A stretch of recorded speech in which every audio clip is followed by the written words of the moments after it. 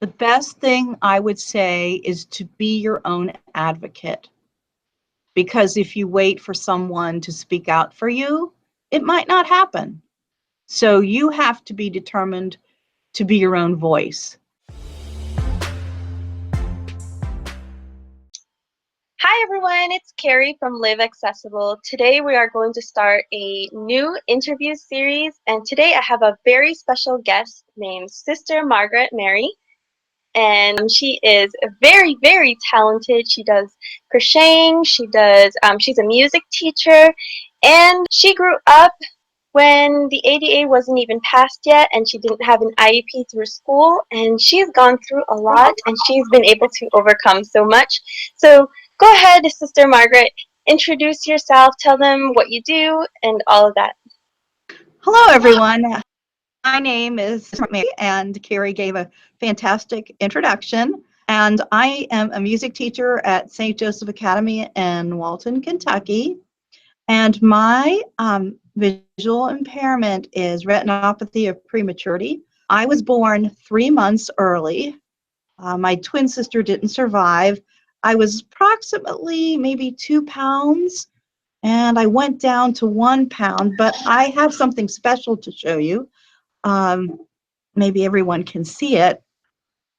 This is just a reminder that my life was a miracle, and I actually have the little baby bracelet that fits on my finger. I don't know if you can see, but I'm holding it up, and I put my finger in it, and it was even too big, and that's the size of my arm. So let's see if I could do it that way, or if so hopefully you can see it, or if I hold it against the black. But that's how tiny it was. I had a normal childhood, and I went to school just like everyone else, but I didn't think I was different because I didn't know anything. But I remember always going to the eye doctor, and my mom asked the doctor if there was a blind school for her, and he said, yes, but I don't want her to go. Unfortunately, not all doctors really know what's out there as far as low vision and technology. But back then, there really wasn't anything. So I basically went to the School of Hard Knocks, and I struggled.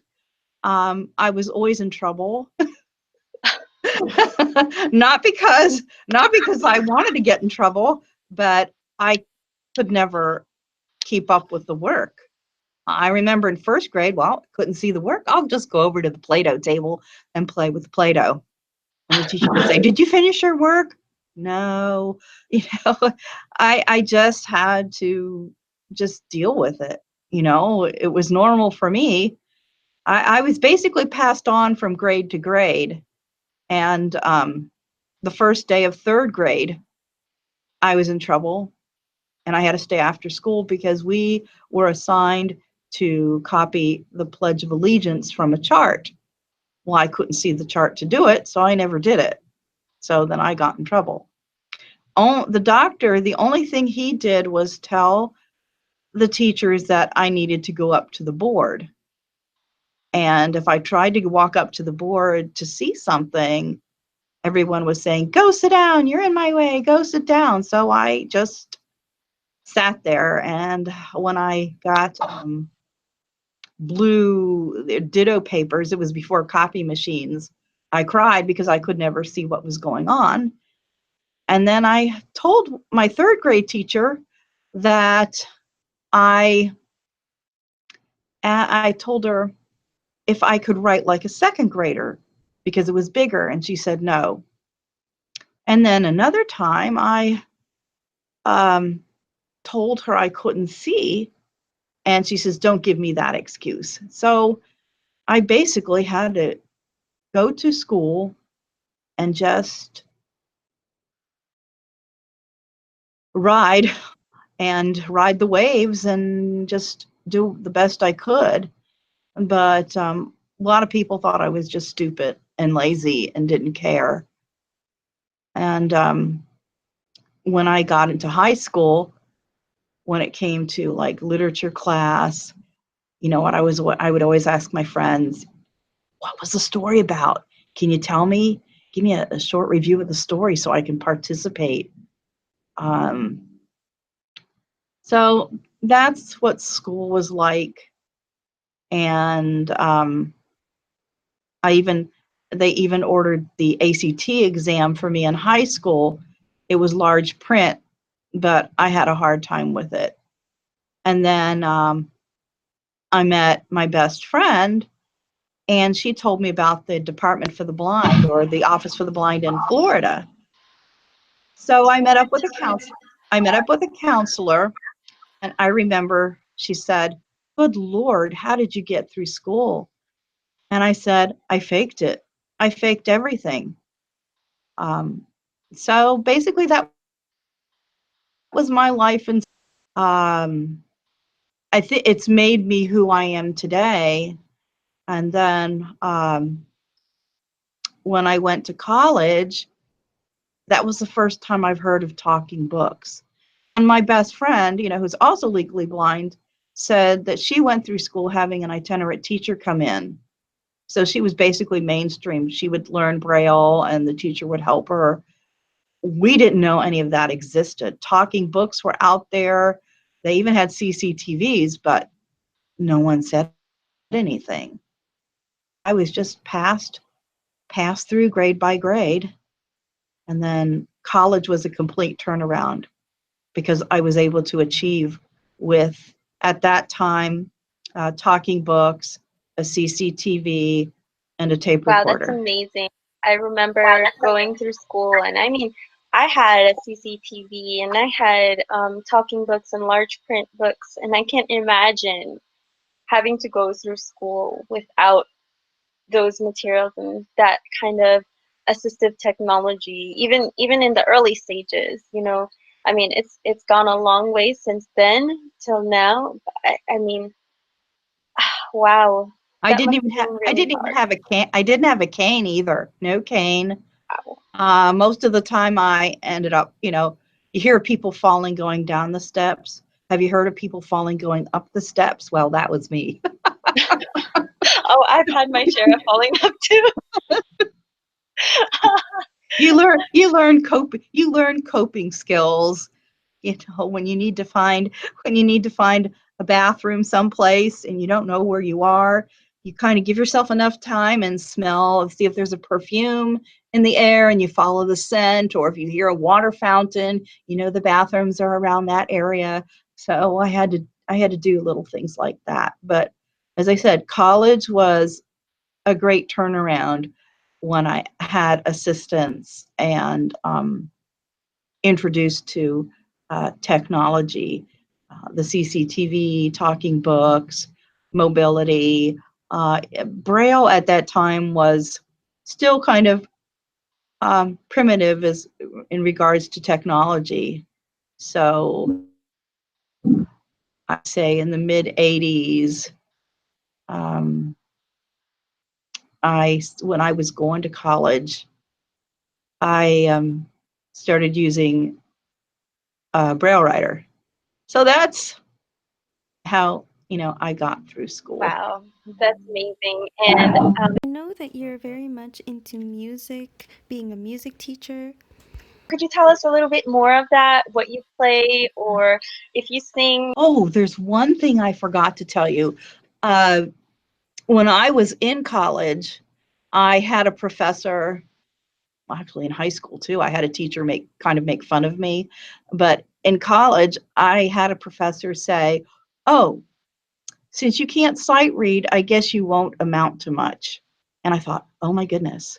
So that made me more determined to push forward and to be better than the sighted. So I focused a lot on improvisation, and that's what got me through like my piano lessons in college. Even when I took a sabbatical and studied applied organ. My professors would say to me, I want to know what you're thinking when you play. I said, I don't know. It just happens automatically. It's a spiritual experience. So as far as what I do, I teach. I'm certified up to high school, and currently I teach three-year-olds all the way up to 8th grade. And I was a voice major, so I sing. Piano was my secondary instrument. But if I had to choose between piano and organ, I would probably say organ. But I also play, I'm going to lose count, guitar, mountain dulcimer, hammer dulcimer, auto harp, ukulele, the different size recorders. I started a little bit on mandolin, and I plucked a little bit on banjo. Oh my goodness. A cajon, it's a box drum. I played viola in high school. I know there are more instruments, but I I kind of lose track. God's really given me the ability with improvisation, so it's quite easy to pick up musically on an instrument. So Wow, that's amazing. I can't imagine being able to play all those instruments. Right here, I'm going to add some clips for all of you guys to see of Sister Margaret playing some music.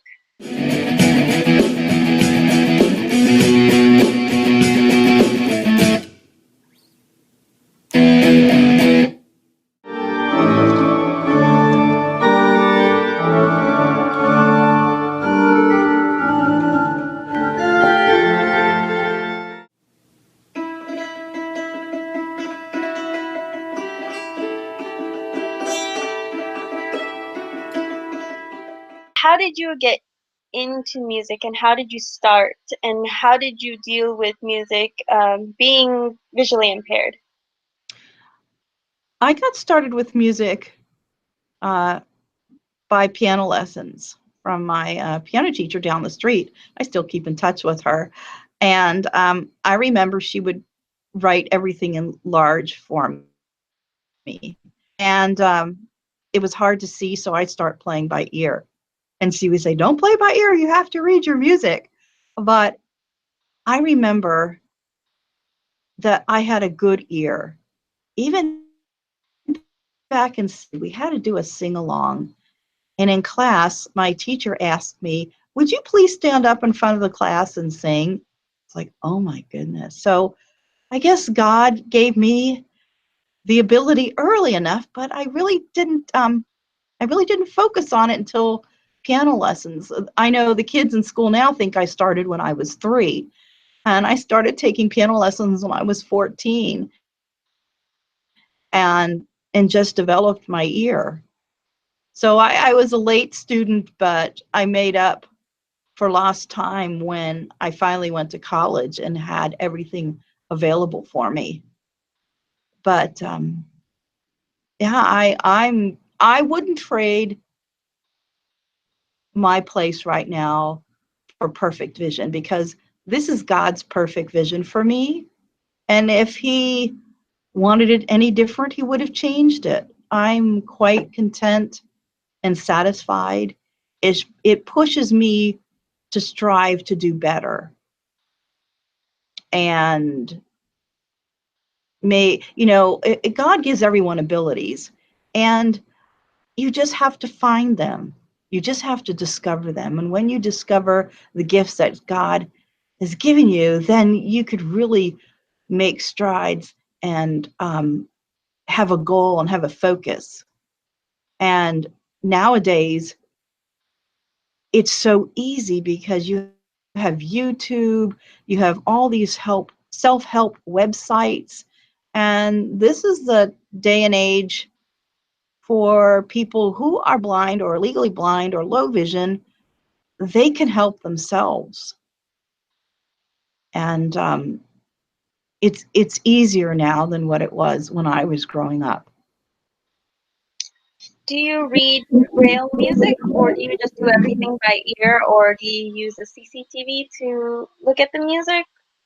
Well, I started learning Braille music, but then I thought, forget it, because the A through J, well, A through G in literary Braille, that's the musical alphabet, A through G.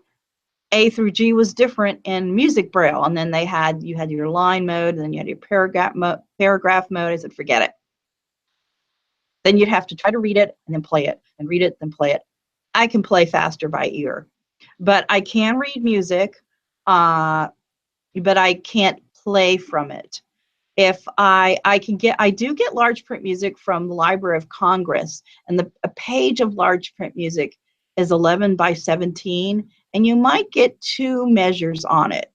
Uh, not a good sight reader for obvious reasons, but I can still read music. And what really helped me was taking all the music theory in college and doing advanced theory. So everything's in my head. So sheet music is not really needed for me. I just do it all in my head, and I make it up as I go along. And what about the crochet classes? I'm going to show you guys some pictures of some beautiful pieces that Sister Margaret has done. And I know she works also with the kids and teaching them how to crochet. So tell us a little bit about you crocheting and how you got into that. Well, I always enjoyed crafts when I was a child. And my other best friend, Kathy, when I was going to Northern Kentucky University, she was the switchboard operator for the school. And we would visit at lunch, and there was a crocheted item there. And I said, wow, this is really nice. I said, who made it? And she says, I did. She says, oh, I would love to learn. So she showed me her technique on how she crochets. And I've been crocheting for, oh my goodness, oh, I would say maybe 38 years now. I've been crocheting that long. And what I do is I lean against me and I work with both hands instead of holding the hook like a pencil. And I have a crochet hook. Let me see, I'll show you. I have a crochet hook here, and there are 2 methods of holding the crochet hook. You can hold it like a pencil, or you can hold it like a fork in your dominant hand. So I'll just grab this hook, and maybe you can see it here. So I have this crochet hook, and I have the crochet hook. So some people hold it like this, or some people hold it like this, and then the non-dominant hand controls the tension of the yarn. But what I do is I lean the hook against me, and then I work with both hands to form the stitches. So I'm So you do crazy. everything by feel? Yes, and if the yarn contrasts with the hook, I'll be able to see that. But it's all by feel, and it's basically all automatic, and it produces the same thing. And I have a sample here. This is called corner to corner crochet, and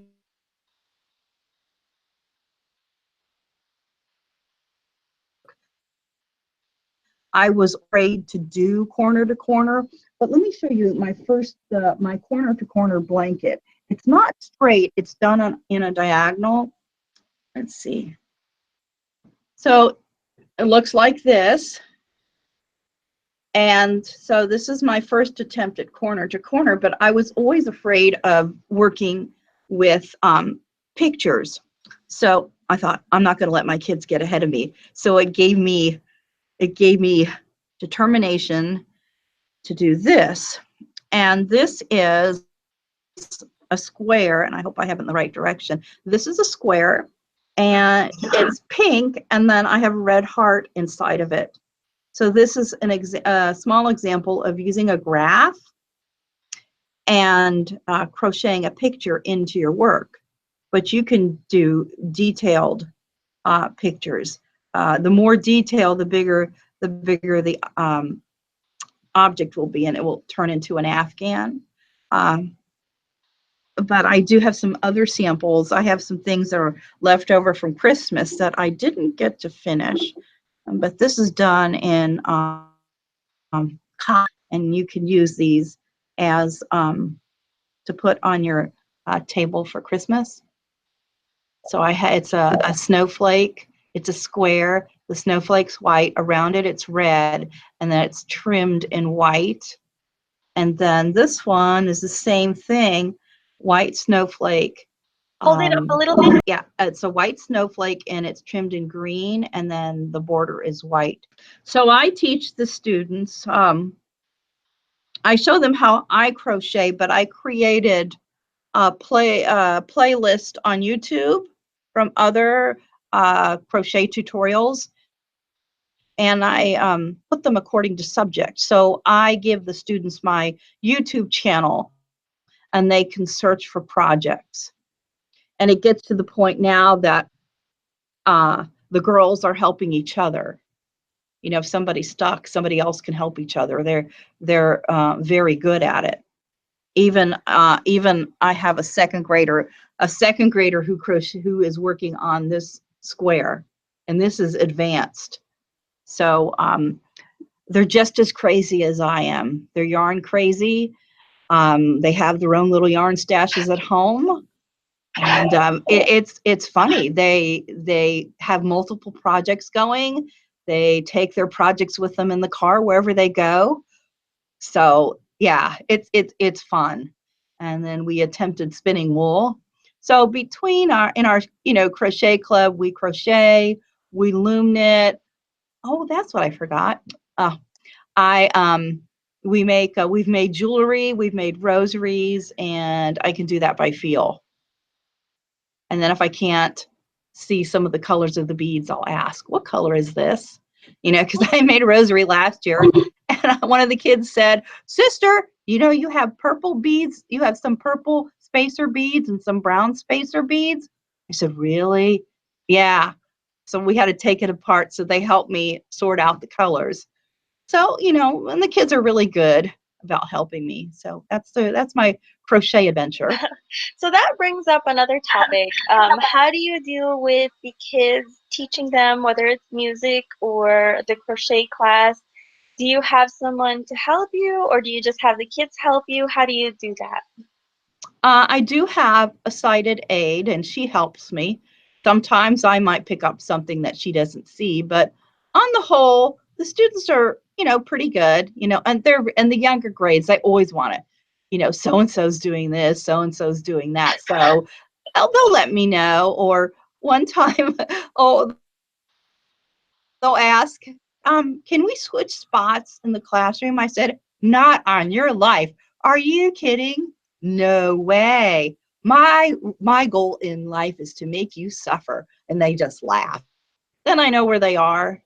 You know, I put them alphabetically by their last name so they know where they are. And I have music carpet on the floor in the classroom, so they're corralled in spots. And if I walk around the classroom, you know, I say just automatically make a doorway so I don't trip. So they do watch out for me. And what's really nice, I could be walking across the playground with my cane, and I hear somebody, freeze, sister's coming. They'll stop the games, and they'll watch me to make sure that I get across safely. So, you know, they're really helpful. So after all that you have been through with life, through going through school, and being able to now, be a teacher and having gone through all of that, what is some advice that you can give to others who are blind or visually impaired, or even sighted supporters? The best thing I would say is to be your own advocate.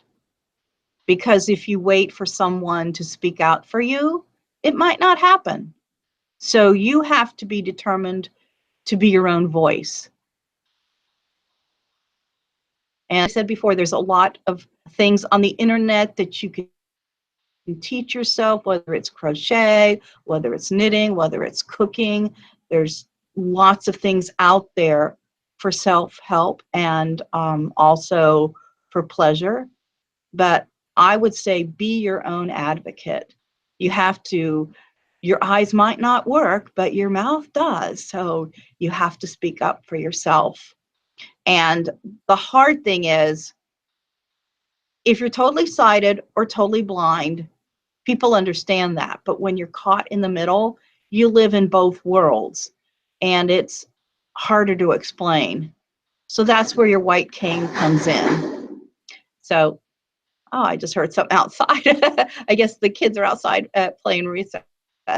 But yeah, that's where the white cane comes in, because it not only helps you with mobility, but it can explain a lot. So, if you have a white cane, use your white cane, be proud of it. It's nothing to be ashamed of. We're normal, we just do things differently. But be your own advocate. Speak up for yourself. Very well said. And if you guys have any questions for Sister Margaret, you can leave those in the comments. And she also has a YouTube channel. Can you share what that is? Yes, it's, if you type in Sister Margaret Mary SJW, I created the YouTube channel as a way to promote the music program at our and our crochet program, because we have a small Catholic school in northern Kentucky, and our school doesn't have a budget for promoting music. So I basically have to write grants, fundraise, and beg.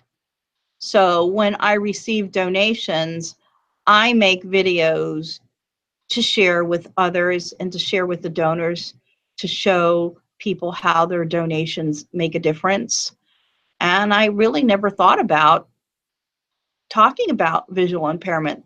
Plus, there's a lot of great channels that, a lot of great people who already do that. And as I've listened to lots of videos, everybody says the same thing about their experiences. So, yeah, so I would also go to listen to all these other YouTube channels that talk about blindness issues and low vision and visual impairment issues, because that's also a big help. But my channel has a little bit of everything. I feature the kids. Sometimes I feature my crochet work. So it's out there. So if you want to visit it, it's Sister Margaret Mary, SJW. All right. Well, thank you for sharing your story with us, for sharing your encouragement, and thank you for being on the channel. Thank you for asking me. It's a pleasure, and I admire what you do. Thank you. Thanks so much for watching the first video in our new interview series. We'll have a new interview every first and third Friday of each month. And don't forget to like, comment, share, and subscribe. Thanks again, and I will see you guys in the next one.